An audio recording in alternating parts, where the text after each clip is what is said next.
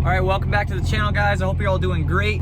I am on my way now to drive over to the Lexus and the Trans Am. Trans Am's in the garage, Lexus is in the snow, kind of off to the side where I put it last time.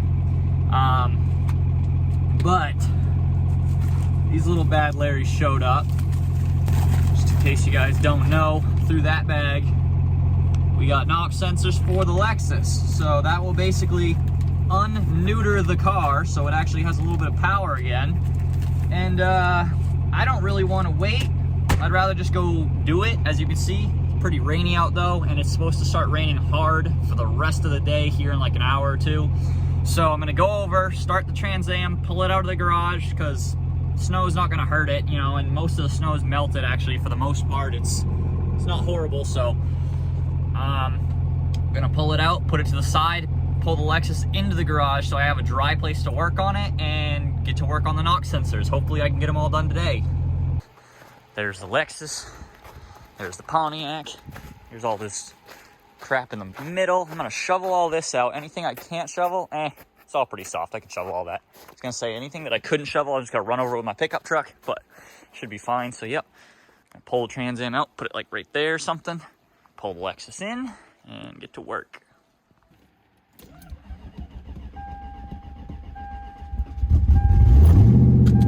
Yeah.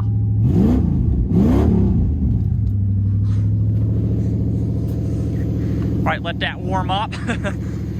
Actually, turns out a lot of that is pretty packed down and frozen, so I'm gonna bring the truck over to try and ride over this a little bit, because the car is pretty low, so I don't want it to like rip my bumper off or something dumb.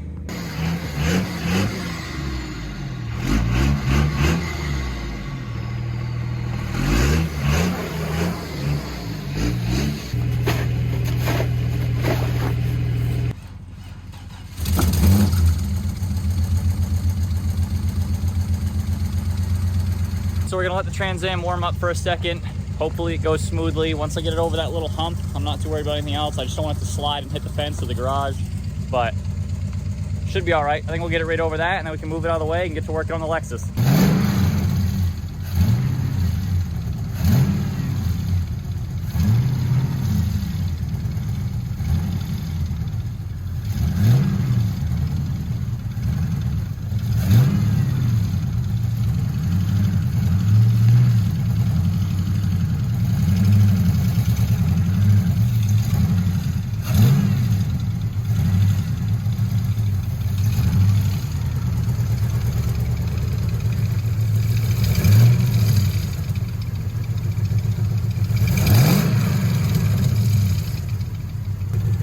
Be honest with you, that's further than I thought I was gonna get it. Little close here. I was watching it, so I seen it, but we're getting a little close. And obviously that's kind of where it hung up right there. It's sitting on the skirt.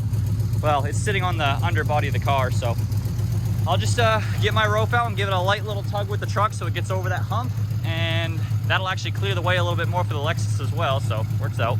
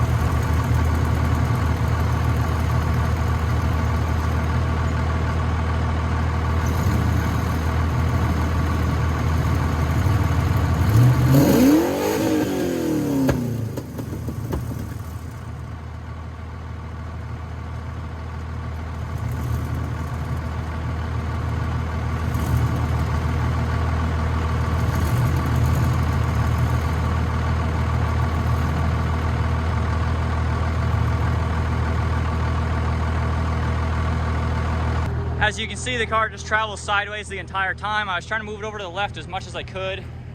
Couldn't really move it very much, so that's where it died, so it's gonna sit there.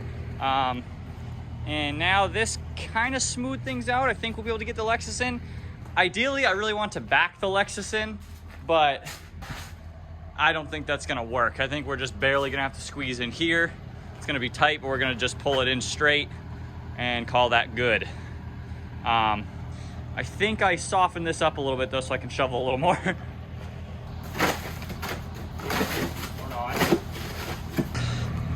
The only thing that I'm actually worried about is if I try to pull the Lexus in right now and it hits this little bump and slides into the Trans Am. That is the biggest no-no we're gonna try to avoid. Lexus gets really good traction in the snow for some reason. It's got good tires on it, and I don't know, I think just the way it's built, it's not bad in the snow. So I'm gonna shovel this a little bit right here, and we should be able to zip right up in there.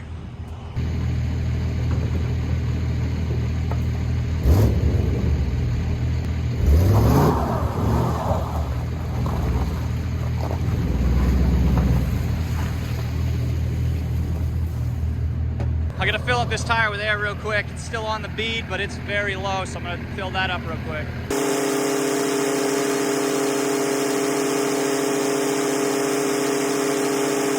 All right, guys, here it goes.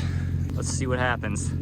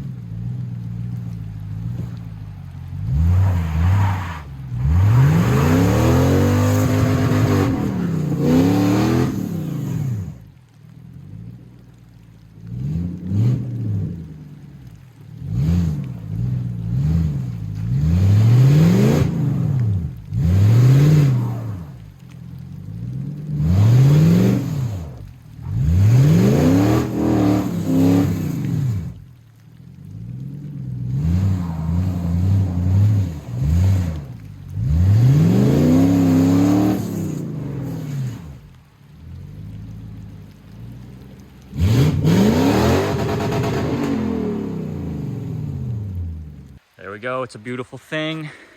We did it. It bottomed out many times. And the reason I hit my brakes up here is because I thought I was gonna hit my mirror multiple times.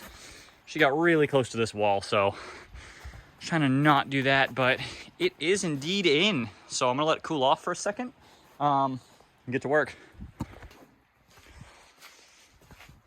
So yeah, we're just gonna get into it here.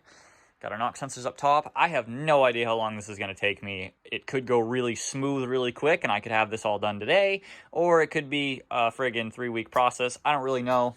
I'm gonna try my best to get as much as I can done today. If I could finish it today, that's awesome, but I'm really not expecting that to happen. I'm sure it's gonna take me a couple days this week, but I will just keep updating you as I go, I guess. I'll just kind of show you the work I've done and what we got out of the way, and I'll show you once we're in there. But if you didn't watch the last video of the Lexus, I have to basically get all the way down in there where that little gap is, all the way under that in the back. There's a knock sensor like there and there. So all this has to come off. I'm not even 10 seconds into this yet, and it's already stupid. So went to loosen this to take off the whole filter. It's that entire piece. This is all connected. Like, it's not just this little tube. What the frig? Why would they do that? I'm about an hour in. We got all the main crap off the top right there. I'm going to see if I can just leave that intake manifold kind of where it is, how it is. If it's really in the way, then there's only a couple hoses I'll remove, and then the whole thing can be placed on the bench. So far, so good. So yeah, there's a bunch of nests and whatnot down there. I don't think that one of the wires is chewed. It's always a possibility, but I don't really think so because it actually would come on and off. Like sometimes the check engine light wouldn't be on. So I don't know. I'm thinking maybe they're just bad. So you know what I mean? Because if the line was cut or whatever, chewed off, the thing would be bad all the time. It wouldn't be on or off. So I think it's just the sensors. Guess I got to do the fuel rails now, and then take out this whole plenum thing, and then clean out the whole valley down there. For another step further, injector rail is off. So now it's just this intake plenum itself. And damn, it is friggin' dirty down here, man. I'm gonna have to clean up everything in here. Like, whew. Wouldn't be surprised if I found a dead rodent after I lift this up. But yeah, that's what's next. This whole intake plenum's coming up, and then we should be looking at our goodies. I'm about an hour and a half, 2 hours in, I think. This part's going to be satisfying, so I figured I'd show you guys as well.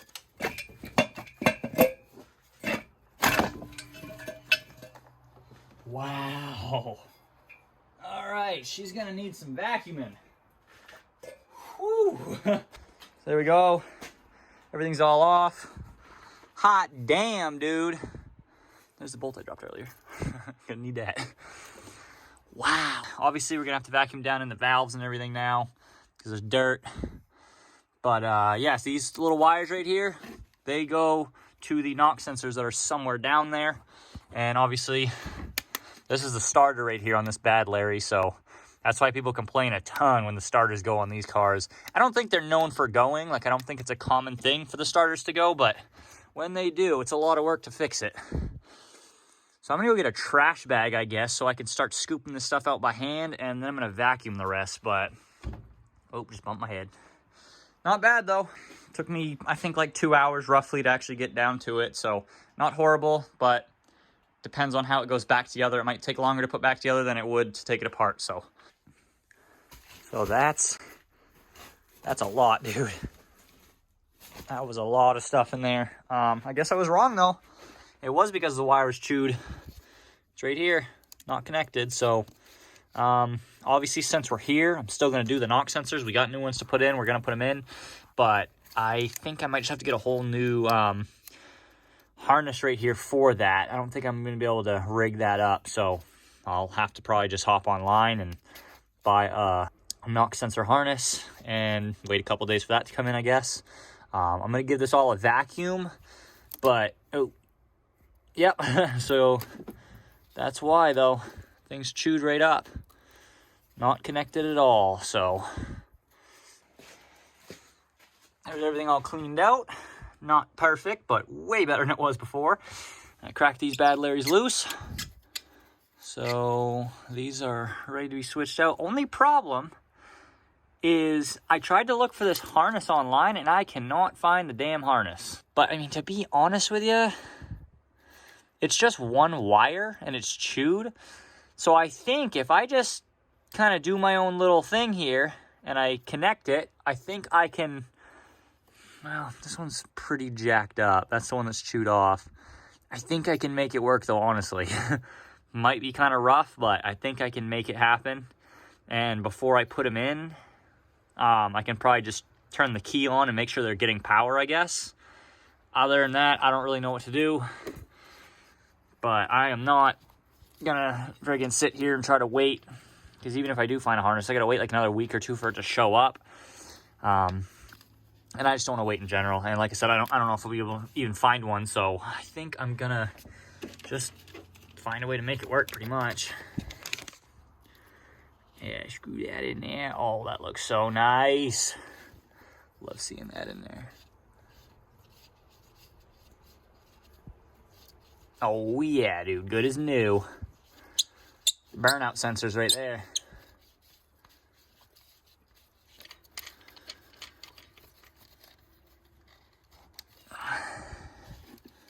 This one's still usable, so I'm just gonna pop out that old piece that broke off in there.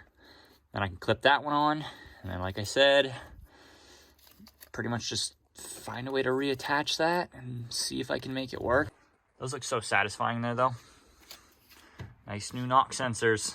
Only shiny thing in there. So yeah, it's not perfect, but I already tested it and everything. It's gonna work, it's healthy. So there we go. New knock sensor's in, it's connected, plugged in. So now I just gotta start throwing everything back together. Well, we are almost done. I am just now buttoning up the big stuff. All right, I honestly have no idea where I stand with this thing right now. Well, it went.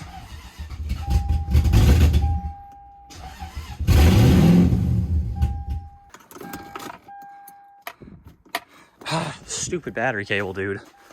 That's one thing I'm getting annoyed with. I gotta fix. Oh, no. That's my fault. Not the battery cable that time. I just forgot to plug it in. All right, let's see what it does now.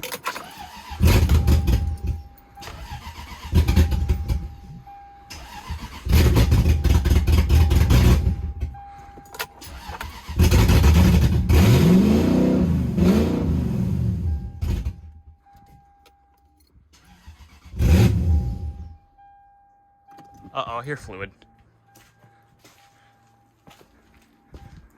Uh-oh. Oops, where did that... Oh, that came from this. That's my fault. I freaking forgot to put that on too. Damn it, I'm forgetting to put a bunch of stuff on here. It's because it's late and I can't see a damn thing.